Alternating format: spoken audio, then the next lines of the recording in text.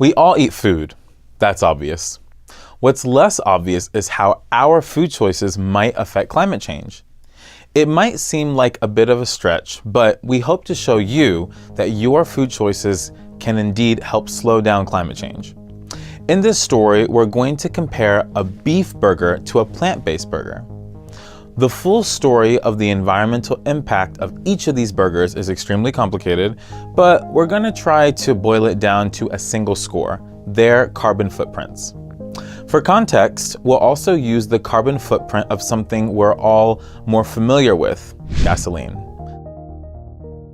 Climate scientists are saying that our choices as humans are creating more and more greenhouse gases.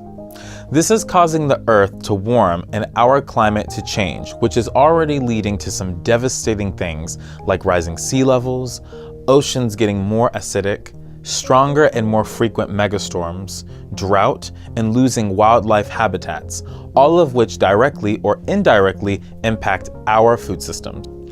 One way to know how much impact you have on climate change is to measure your own carbon footprint.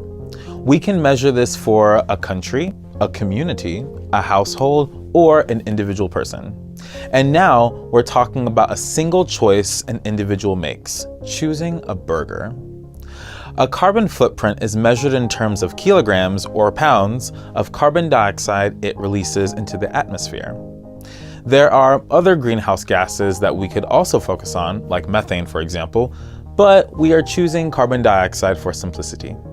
A gallon of gasoline, for example, releases 9 kilograms or 20 pounds of carbon dioxide. That'll be our comparison measure. So imagine you drive an average American car about 25 miles, and that's what we'll compare both burgers to. Now, let's look at a quarter-pound beef burger. A beef burger has a carbon footprint to about 3.7 kilograms or about 8 pounds of carbon dioxide equivalent. So just under half a gallon of gas, or driving about 10 miles.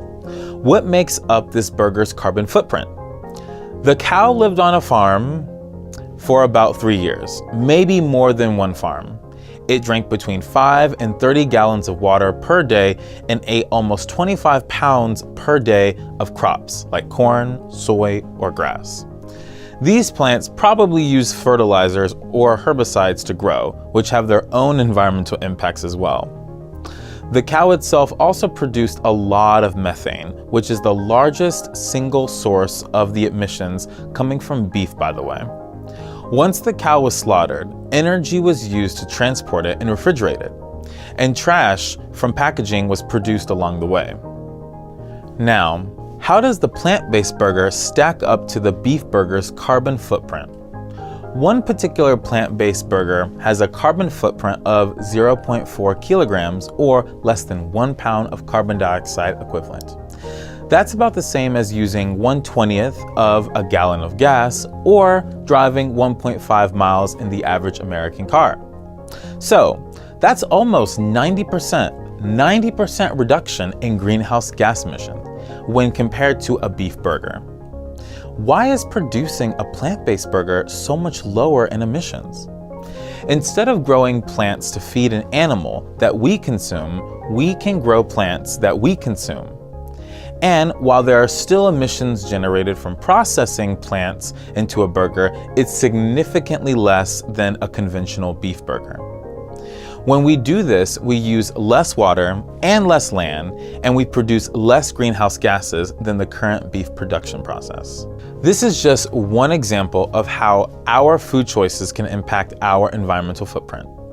While reducing the amount of meat a person consumes has the largest impact on greenhouse gas reduction, there are other food-related decisions that can have an impact too. It can also help to buy local, to minimize transportation and refrigeration needs. Some foods use less packaging than others, or use packaging that's recyclable. By paying attention to these other stories of food, your small changes in behavior can lead to positive environmental gains.